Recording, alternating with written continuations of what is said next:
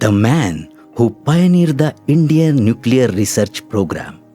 Homi Jahangir Baba was a nuclear physicist who laid the foundation for nuclear research in India, often hailed as father of Indian program. Baba was not only a scientist but also a visionary and an institution builder. From childhood, he was an intelligent and hard-working student, and his parents dreamed of him becoming a mechanical engineer. However, young Baba's interest laid in studying physics and not in becoming an engineer. Yet, he honored his parents' wish and completed his degree in mechanical engineering.